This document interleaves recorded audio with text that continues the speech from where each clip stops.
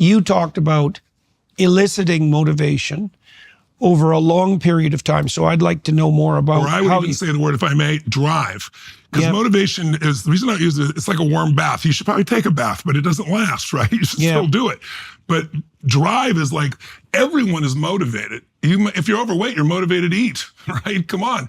I want to find out what drives you, because if we unleash your drives, what not drives you drives, towards the right aim. That's right. What is it that will unleash you? That's what this experience is about. That's different than just being motivated. Okay, so let's walk. Okay, so I have an exercise that people can do online called future authoring, and one of its steps, and I'd like you to tell me how this compares to what you're doing in your seminars, in your events. So it's a conditions of satisfaction exercise, or it's a meditation and contemplation exercise, or it's a prayer. You could think of or a request for revelation. But here's the idea. So it's you imagine for a moment that you could have what you wanted and needed in 5 years. Okay, but there's a condition. You have to know what it is and you have to specify it. Okay, now then the question would be, well, how are you going to discover that? And the answer is, you ask yourself. It's like, okay, like what would, it's like the Viktor Frankl scenario. Even hypothetically, what would get me out of the bed in the morning on a very, very difficult day? Yes. Like, what could I imagine could come to me in my life? We'll get you up early. Make you feel fully alive. Yeah, well, and what would make you persevere in times of trouble? Exactly. It's even a more direct question. Yes. Okay, so... And by the way, I find, tell me if it's the same for you, it's not just the aim or objective, it's strong enough reasons.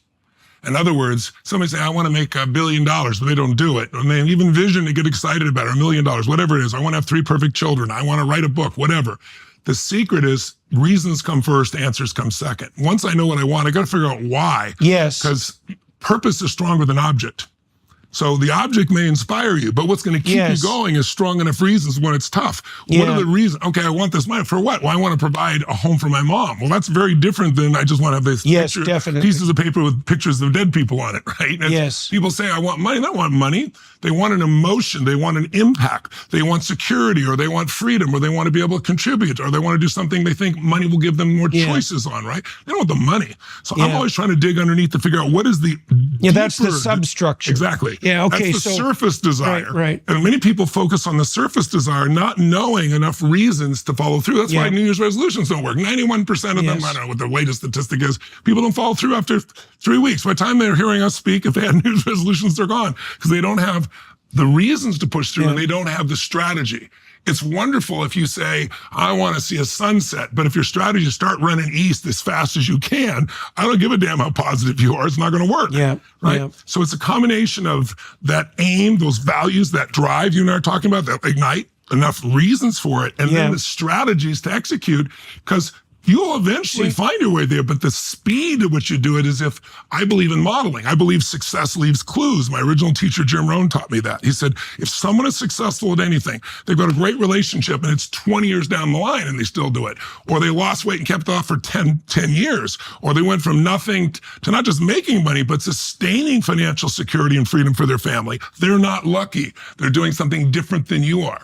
So instead of you trial and error, which is the standard way in which we learn, you find the pathway to power by finding someone who's done it consistently and produced results.